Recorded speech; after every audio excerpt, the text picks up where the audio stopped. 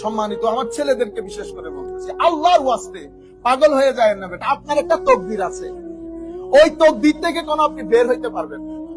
আপনার তকদিরে টাকা থাকলে আপনি টাকা আসবে, শুয়ে থাকলেও আসবে। তার মানে কি আপনি কাজ না করে বসে থাকবেন? আমি এটা বলতেছি, কাজ করতে হবে।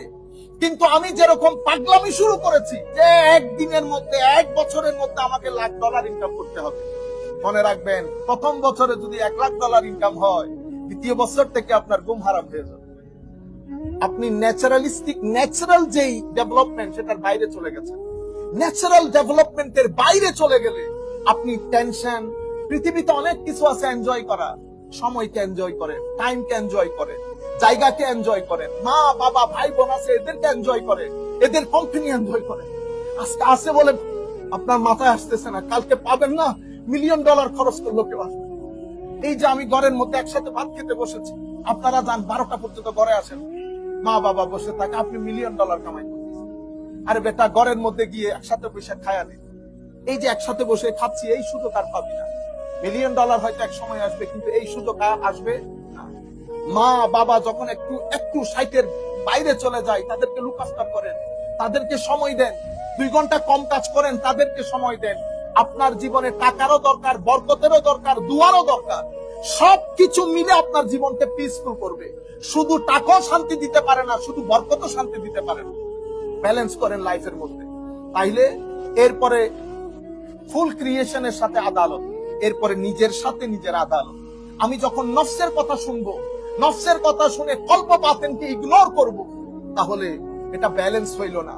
সেজন্য হুজুর আব্দুল কাদের জিলানী বলছেন, আমার এই তরিকার 3টা রুকুন, 3টা পিলার। এক পিলার সিদক, এক পিলার আদালা, এক পিলার হক। এই হচ্ছে তরিকায়ে কাদেরিয়ার পিলারস গুলো। এরপরে তরিকায়ে কাদেরিয়ার, আমি দ্রুত বলে যাচ্ছি, সময় নেই, ক্যারেক্টারিস্টিক্স মানে খাসায়েল।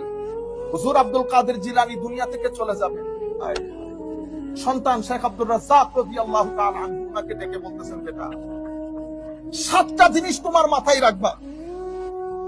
প্রথম কোনটা? তো যেই ব্যক্তির মধ্যে হযরতে ইব্রাহিম আলাইহিস সালামের সাখাওয়াত আসে নাই, জেনারসিটি আসে নাই।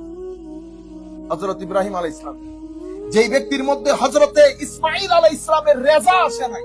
রেজা মানে স্যাটিসফাইড থাকা, কন্টেন্ট থাকা, হোয়াটএভার, যেটাই জিন্দেগিতে ঘটুক না কেন। ইসমাঈল আলাইহিস সালামকে যখন তার বাবা ইব্রাহিম আলাইহিস সালাম বলছেন, বেটা আমি তো স্বপ্নে তোমাকে জবাই করতে দেখছি।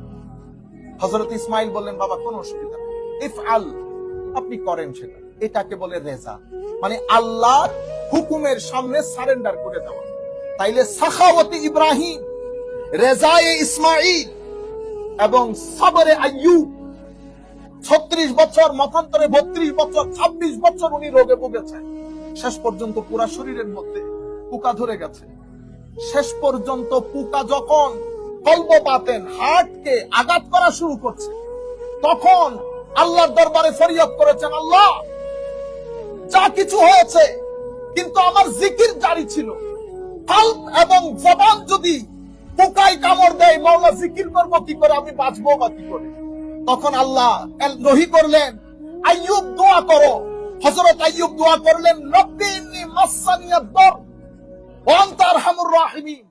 আল্লাহ আইয়ুবকে সামান্য বেদনা টাচ করেছে, দেখছেন অবস্থা।